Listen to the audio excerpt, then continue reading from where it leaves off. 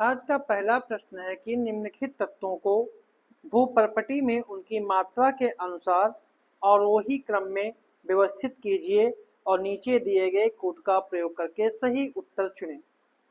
पहला है aluminium, silicon, calcium और लोहा।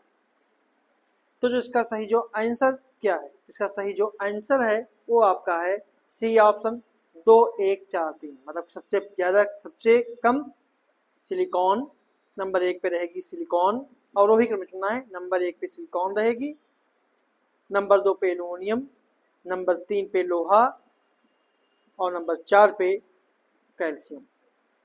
2 1 4 3 इसका जो है सही ऑप्शन रहेगा। क्योंकि पृथ्वी की भूपर्पटी अर्थात सबसे ऊपरी परत यानी क्रस्ट में ऑक्सीजन की मात्रा जो है वो 46% पाई जाती है। ऑक्सीजन की जो मात्रा है वो 46% पाई जाती है। इसके पश्चात सिलिकॉन की मात्रा जो है वो 27%, सिलिकॉन की मात्रा जो है वो 27%, एल्युमिनियम की मात्रा जो है 8.1%, ठीक है, और आयरन की मात्रा 5% जो है वो पाई जाती है। कैल्शियम जो है 3.63%, सोडियम 2.83%, पोटेशियम 2.59%, मैग्नीशियम 2.09% जो है वो पाई जाती है। इसे सही आंसर जो है वो सी ऑप्शन है। अगला प्रश्न है, निम्नलिखित में से कौन सा देश मकर रेखा पर अवस्थित नहीं है? नामीबिया, बोत्सवाना, जिम्बाब्वे और मोजाम्बिक। कौन सा देश जो है वो मकर रेखा पर स्थित नहीं है?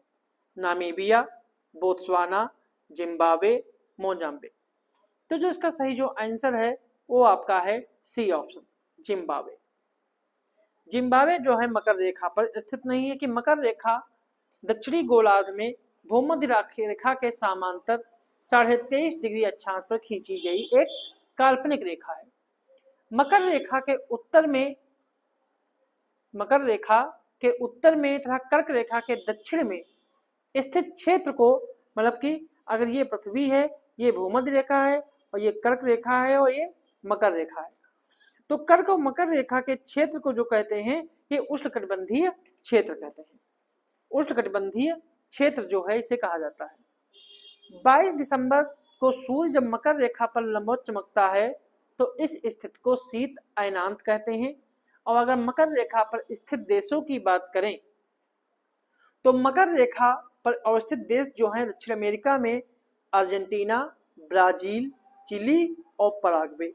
अफ्रीका की बात करें तो नामीबिया, बोत्सवाना, दक्षिण अफ्रीका, मोजाम्बिक, मेडागास्कर जो हैं ये अफ्रीका महाद्वीप के देश हैं जो मकर रेखा पर हैं, और एक देश है ऑस्ट्रेलिया। ठीक है। अगला प्रश्न है, लानोस नामक उष्णकटिबंधीय घास स्थल निम्नलिखित में से किस क्षेत्र में पाए जाते हैं? पूर्वी एशिया, मध्य अफ्रीका, यूरोप और दक्षिण अमेरिका। तो जो इसका सही जो आंसर है वो आपका है डी ऑप्शन। लानोस नामक घास के मैदान जो हैं, लानोस नामक घास के मैदान जो हैं वो दक्षिण अमेरिका में पाए जाते हैं, ठीक है। जैसे कुछ उष्णकटिबंधीय लानोस भी उष्णकटिबंधीय घास है। इसके अलावा सवाना जो घास है ये पूर्वी अफ्रीका में पाई जाती है। कैम्पोस जो है वो ब्राजील में पाई जाती है। लानोस जो है वो दक्षिण अमेरिका के मुख्य जो रूप से जो देश है वो है वेनेजुएला, वहां पाई जाती है, ठीक है। इसके अलावा वेल्ड दक्षिण Africa, downs Australia, prairie Europe और एशिया, ठीक है। अगला प्रश्न है, निम्नलिखित में से कौन सा देश काकेशस राज्यों में सम्मिलित नहीं है? जॉर्जिया, लातविया, अजरबैजान और आर्मेनिया। तो कौन सा जो देश जो है वो शामिल नहीं है? तो जो इसका सही जो आंसर है वो आपका है बी ऑप्शन, लातविया।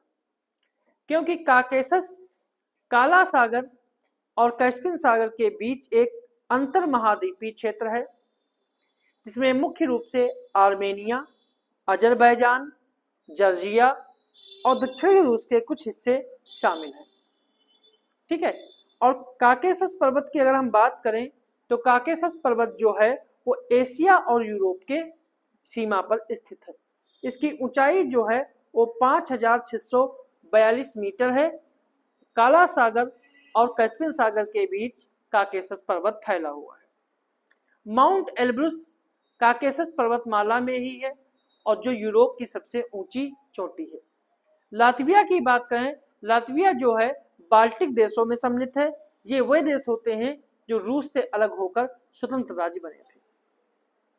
अगला प्रश्न है, निम्नलिखित कथनों पर विचार करें कि वायु के गर्म होने पर उनकी जलवायु धारण करने की क्षमता में वृद्धि होती है और आर्द्रता में वृद्धि से कपड़े सूखने में अधिक समय लगता है। तो कौन सा कथन सही है? केवल एक, केवल दो, दोनों या फिर दोनों नहीं। जो इसका सही जो आंसर है वो आपका है सी ऑप्शन, दोनों। ठीक है, दोनों कथन जो हैं वो पूर्णतः सही है। जब जल पृथ्वी और विभिन्न जलाशयों से वाष्पित होता है तो यह जलवाष्प बन जाता है। वायु में किसी भी समय जलवाष्प की मात्रा को आर्द्रता कहलाते हैं। जैसे जैसे वायु के तापमान में वृद्धि होती है इसकी जलवाष्प धारण करने की क्षमता बढ़ती जाती है, तो इस प्रकार यह और अधिक आर्द्र हो जाती है, इसलिए पहला कथन जो है वो सही है। आर्द्र दिनों में कपड़े सूखने में काफी समय लगता है और हमारे शरीर से पसीना आसानी से नहीं सूखता है, जिससे हम असहज महसूस करते हैं, इसलिए दूसरा कथन भी सही है। अगला प्रश्न है, निम्नलिखित में से कौन सा शांति कटिबंध यानी डोल्ड्रम की विशेषता है? निम्न वायुदाब 10 डिग्री उत्तरी 10 डिग्री दक्षिणी अक्षांशों के बीच स्थित होना, और तीसरा है ऊर्ध्वाधर वायुधाराओं की अनुपस्थिति। तो कौन सा सही है?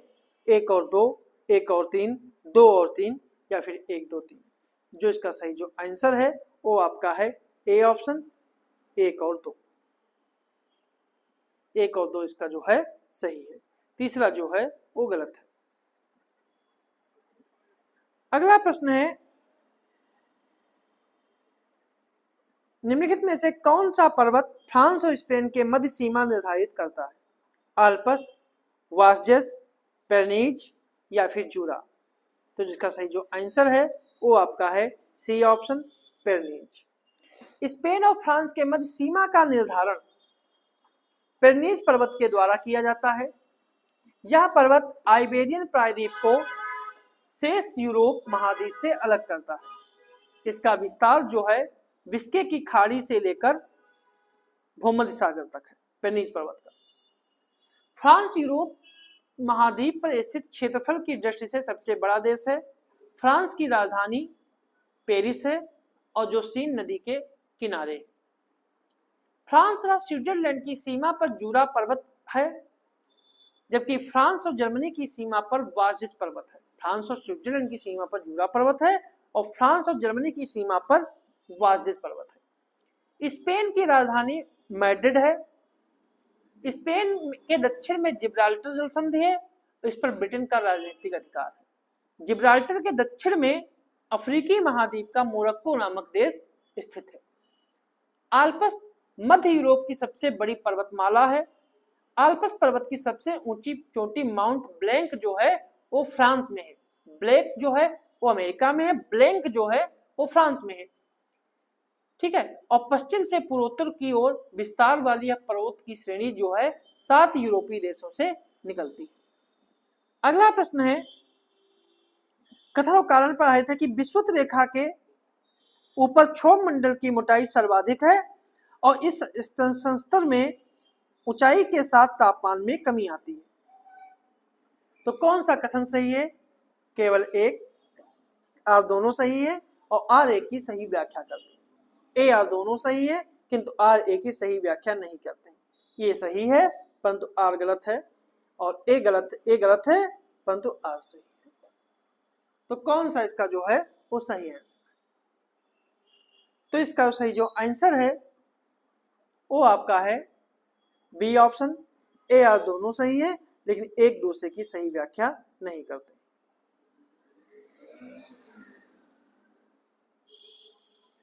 अगला प्रश्न है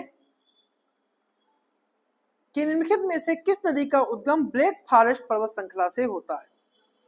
ओल्गा, डेन्यूब, राइन या फिर लायर? तो जो इसका सही जो आंसर है वो आपका है B option, Danube. B option, Danube. Danube जो है यूरोप की दूसरी सबसे बड़ी नदी है और सबसे लंबी गैर रूसी नदी है। डेन्यूब जो है वो कुल मिला के 10 देशों से होकर बहती है और इस नदी का उद्गम जो है ब्लैक फॉरेस्ट पर्वत श्रृंखला है और 2850 किलोमीटर लंबी दूरी तय करने के बाद यह नदी काला सागर में गिर जाती है। यह यूरोप के सबसे महत्वपूर्ण शिपिंग मार्गों में से एक है। डेन्यूब की 300 छोटी सहायक नदियां और 27 बड़ी सहायक नदियां हैं। सभी सहायक नदियों में केवल 30 ही नौकागामी नदियां हैं। डेन्यूब के दाहिने किनारे की सहायक नदियां अधिकतम मात्रा में जल की आपूर्ति करती हैं क्योंकि ये सभी बर्फ पिघला हुआ जल लेकर आल्प्स से नीचे बढ़ती हैं। इस्कर डेन्यूब की सबसे बड़ी सहायक नदी है, ठीक है, और सीरेट दूसरी सबसे बड़ी इसकी सहायक नदी है। अगला प्रश्न है, निम्नलिखित में से कौन सी नहर बाल्टिक सागर को आर्कटिक सागर से जोड़ती है? कील नहर, वेलैंड नहर, स्टलिन नहर या फिर सू नहर? जो इसका सही जो आंसर है वो आपका है सी ऑप्शन, स्टलिन नहर। बाल्टिक सागर की बात करें तो बाल्टिक सागर जो है उत्तरी यूरोप में स्थित उत्तरी अटलांटिक महासागर का हिस्सा है और यह स्कैंडिनेवियाई प्रायद्वीप को शेष महाद्वीपीय यूरोप से अलग करता है। बाल्टिक सागर डेनिश जलडमरू मध्य के माध्यम से अटलांटिक महासागर से जुड़ता है और बाल्टिक सागर Denmark, Germany, Poland, Lithuania, Latvia, Estonia, रूस, फिनलैंड और स्वीडन के साथ सीमा साझा करता है। अगर आर्कटिक महासागर की बात करें तो आर्कटिक महासागर दुनिया के प्रमुख महासागरों में से सबसे छोटा और उथला सागर है और यह सबसे ठंडे महासागर के रूप में जाना जाता है। अंतरराष्ट्रीय हाइड्रोग्राफिक संगठन ने इसे एक महासागर के रूप में प्रदान किया, महासागर के रूप में मान्यता प्रदान की है। यह महासागर लगभग पूरी तरह से उत्तरी अमेरिका, यूरेशिया और ग्रीनलैंड के भूभाग से घिरा हुआ है। स्टलिन नहर, जिसे स्वेट बाल्टिक नहर के नाम से भी जानते हैं, यह बाल्टिक सागर को आर्कटिक सागर से जोड़ती है। कील नहर जो है यह उत्तरी सागर को बाल्टिक सागर से जोड़ती है। बेलैंड नहर जो है यह इरी और ओंटारियो को जोड़ती है और जो सू नहर है यह उत्तरी अमेरिका की सुपीरियर झील को ह्यूरन झील से जोड़ती है। अगला प्रश्न है, निम्नलिखित को विचार कीजिए, ज्वालामुखी और देश। ज्वालामुखी जिसमें वेसुवियस, चिम्बाराजो, किलिमंजारो और क्राकाटाओ, इनमें कौन सा देश जो है, कौन से ज्वालामुखी जो है किस देश में है, इस आधार पर आपको बताना है कि कितने युग्म सुमेलित है। तो इसका सही जो आंसर है वो आपका है ए ऑप्शन, 1 और 2, मतलब पहला और दूसरा जो है सही है, क्योंकि ज्वालामुखी भूपटल पर प्राकृतिक दरार है जिनके माध्यम से पृथ्वी का पिघला हुआ पदार्थ, लावा, राख, वाष्प, अन्य गैसें निकलती हैं। बाहर हवा में उड़ा हुआ लावा जब शीघ्र ही ठंडा होकर छोटे ठोस टुकड़ों में बदल जाता है तो उसे हम सिंडर कहते हैं। वेसुवियस जो है ज्वालामुखी, यह इटली के तटीय शहर नेपल्स के पास स्थित है और वर्तमान में इसे सुषुप्त ज्वालामुखी की श्रेणी में रखा गया है। चिम्बाराजो जो है यह दक्षिण अमेरिकी देश इक्वाडोर में स्थित है और यह एक निष्क्रिय ज्वालामुखी है। किलिमंजारो जो है, तो यही दो सही है। किलिमंजारो जो है यह अफ्रीका महाद्वीप का सबसे ऊंचा पर्वत है, इसकी ऊंचाई 5895 मीटर है, ठीक है, और यह ईरान में ना स्थापित होकर यह तंजानिया में स्थित है।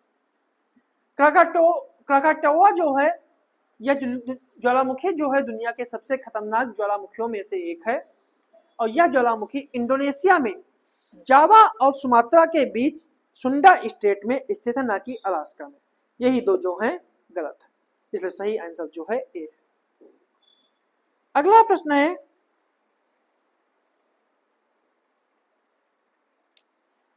शुष्क कृषि के संदर्भ में निम्नलिखित कथनों विचार कीजिए कि यह कृषि 75 सेंटीमीटर से कम वर्षा वाले क्षेत्रों में की जाती है। इसके अंतर्गत मोटे अनाज एवं दलहन वाली फसलों की कृषि की जाती है। तो कौन सा कथन जो है सही है? केवल 1, केवल 2, दोनों या फिर दोनों नहीं। जो इसका सही जो आंसर है वो आपका है सी ऑप्शन, इसके दोनों कथन जो हैं सही है। अगला प्रश्न है निम्नलिखित में से कौन सी नदी मकर रेखा को 2 बार विभाजित करती है? कांगो, ऑरेंज, लिम्पोपो या जाम्बेजी। तो जो इसका सही जो आंसर है वो आपका है सी ऑप्शन, लिम्पोपो। लिम्पोपो नदी अफ्रीकी महाद्वीप में है। यह नदी पश्चिम से पूर्व की ओर बहती हुई हिंद महासागर में गिरती है। यह नदी मकर रेखा को 2 बार काटती है। लिम्पोपो नदी दक्षिण अफ्रीका को बोत्सवाना और जिम्बाब्वे से विभाजित करती है। भूमध्य रेखा को भी 2 बार विभाजित करने वाली एकमात्र नदी कांगो है और इस मूल रूप से जारे नदी, कांगो को ही जारे नदी के नाम से भी जानते हैं। ऑरेंज नदी दक्षिण अफ्रीका की नदी है तथा लेसोथो और दक्षिण अफ्रीका के साथ साथ नामीबिया के बीच भी सीमा साझा करती है। मतलब कि जो ऑरेंज नदी है या लेसोथो, दक्षिण अफ्रीका और नामीबिया के साथ सीमा साझा करती है और यह अटलांटिक महासागर में अपना जल गिराती है। और अगर जाम्बेजी अफ्रीका की जो है चौथी सबसे लंबी नदी है, अफ्रीका में पूर्व की ओर बहने वाली सबसे लंबी नदी है और अफ्रीका से हिंद महासागर में गिरने वाली ये सबसे बड़ी नदी है। अगला प्रश्न है कथक और कारण पे है कि विश्वती निम्न वायुदाब कटिबंध की गर्म हवाएं उपोष्ण उच्च वायुदाब कटिबंध से नीचे उतरती हैं और आर्द्रता बढ़ने पर वायु के घनत्व में बढ़ोतरी होती है। तो कौन सा कथन जो है सही है कि ए और दोनों सही हैं और एक दूसरे की व्याख्या करते हैं। तो इसका कौन सा जो है सही नहीं। तो सही आंसर जो है वो आपका सी ऑप्शन है कि ए सही है, ठीक है, और आर जो है गलत है क्योंकि आर्द्रता बढ़ने पर वायु के घनत्व में जो है वो बढ़ोतरी नहीं होती है, कमी होती है। अगला प्रश्न है जलवाष्प के संदर्भ में कौन सा कथन सही नहीं है? कि यह ऊंचाई में वृद्धि के साथ जलवाष्प की मात्रा में कमी आती है, यह वायुमंडल को ना अधिक गर्म होने देता है ना अधिक ठंडा, यह उष्णकटिबंधीय कटिबंध के उष्ण और आर्द्र क्षेत्रों में वायु का 4% तक हो सकता है या फिर इनमें से कोई नहीं। जिसका सही जो आंसर है वो आपका है डी ऑप्शन, उपरोक्त में से कोई नहीं, क्योंकि जलवाष्प के संदर्भ में तीनों कथन जो हैं वो सही हैं, कोई भी इसमें गलत नहीं। अगला प्रश्न है निम्नलिखित युग्मों में से कौन सा सही सुमेलित नहीं है? भारतीय वन प्रबंधन संस्थान भोपाल, केंद्रीय सस्य वन अनुसंधान संस्थान बांदा, वन अनुसंधान संस्थान देहरादून, शुष्क केंद्रीय शुष्क क्षेत्र अनुसंधान संस्थान जोधपुर। तो इसका सही जो आंसर है वो आपका है बी ऑप्शन, केंद्रीय सस्य वन अनुसंधान संस्थान बांदा। भारतीय वन प्रबंधन संस्थान जो है वह भोपाल में है, ठीक है, और इसकी स्थापना 1982 में कृषि मंत्रालय के द्वारा की गई थी। केंद्रीय सस्य वन की अनुसंधान संस्थान जो है बांदा में नहीं है, यह जो है झांसी में है, यह झांसी में है, ठीक है, यह झांसी में है और इसकी स्थापना 1988 को की गई थी, ठीक है। तब इसका नाम राष्ट्रीय कृषि वनिकी अनुसंधान केंद्र था। 1 दिसंबर 2014 को इसका नाम बदलकर केंद्रीय सस्य वनिकी अनुसंधान संस्थान किया गया। वन अनुसंधान संस्थान जो है वो देहरादून में है, इसकी स्थापना जो है 1906 में की गई थी और केंद्रीय शुष्क अनुसंधान संस्थान जो है इसकी स्थापना जो है 1952 में की गई थी, लेकिन इसका नाम बदलकर 1957 में इसे पुनर्गठित किया गया, लेकिन केंद्रीय शुष्क क्षेत्र अनुसंधान संस्थान का दर्जा इसे 1959 में मिला। अगला प्रश्न है दक्षिण भारत में स्थित सेनकोट्टा दर्रा निम्नलिखित में से किनके मध्य स्थित है? नीलगिरी और अन्नामलाई, अन्नामलाई और कार्डेमम और नागरकोइल, डी ऑप्शन जवादी और सेवराय। तो जो इसका सही जो आंसर है वो आपका है सी ऑप्शन, कार्डेमम और नागरकोइल। पलक्कड़ गैप तमिलनाडु और केरल राज्यों के बीच पश्चिमी घाट में स्थित है, ठीक है। पर्वतीय दर्रा उत्तर में नीलगिरी पहाड़ी और दक्षिण में अन्नामलाई के बीच स्थित है और तमिलनाडु में कोयम्बटूर को केरल में पलक्कड़ से जोड़ता है, जो पलक्कड़ गैप है। सेनकुट्टादर्रा जो है वो पश्चिमी घाट में कार्डेमम और नागरकोइल के बीच स्थित है और यह तमिलनाडु के मदुरै शहर को केरल के कोट्टायम जिले से जोड़ता है। जवादी और सेवराय जो पहाड़ियां हैं ये पूर्वी घाट के दक्षिण में स्थित पहाड़ियां हैं, इसलिए सी ऑप्शन जो है सही है। अगला प्रश्न है, कौन सी विचार कीजिए परियोजनाएं और नदी कि तुलबुल परियोजना, दुलहस्ती परियोजना, नाथपा झाकरी परियोजना और उकाई परियोजना, तो कौन सा जो है सही सुमेलित है? तो इसका सही जो आंसर है वो आपका है बी ऑप्शन, 3 और 4 जो हैं ये सही है, बाकी जो गलत। क्योंकि तुलबुल परियोजना जो है ये चेनाब नदी नहीं है या झेलम नदी पर है, ठीक है। और दुलहस्ती परियोजना जो है ये झेलम नहीं चेनाब नदी पर स्थित है, ठीक है। और नाथपा झाकरी हिमाचल प्रदेश में सतलुज नदी पर है और उकाई परियोजना गुजरात में ताप्ती नदी पर है। अगला प्रश्न है, मालदा भ्रंश के संदर्भ में निम्नलिखित कथनों पर विचार करें कि यह मेघालय के पठार को छोटा नागपुर पठार से अलग करता है, इसे गारो राजमहल गैप के नाम से भी जानते हैं। तो इनमें कौन सा कथन जो है सही है? केवल एक, केवल दो, दोनों या फिर दोनों नहीं? तो जो इसका सही जो आंसर है वो आपका है सी ऑप्शन, इसके दोनों कथन जो हैं सही है। मालदा भ्रंश जो है उत्तरी पूर्वी भाग में मेघालय और कार्बी एंगलोंग पठार को, मतलब मालवा भ्रंश जो है वो मेघालय और कार्बी एंगलोंग पठार को भारतीय प्रायद्वीप से अलग करता है। मालदा भ्रंश का निर्माण जो है डाउन फॉल्टिंग के द्वारा हुआ है। इसके उत्तरी पूर्वी भारत जो है इस डाउन फॉल्टिंग के द्वारा हुआ है, जिसके फलस्वरूप उत्तरी पूर्वी भारत छोटा नागपुर पठार से अलग होता है, इसलिए पहला कथन जो है सही है। मालदा भ्रंश पश्चिम बंगाल राज्य में स्थित है। मेघालय का पठार संरचना उत्पत्ति की दृष्टि से प्रायद्वीपीय पठार का ही पूर्वी विस्तार है, जो राजमहल गारो गैप अथवा मालदा गैप के द्वारा अलग होता है।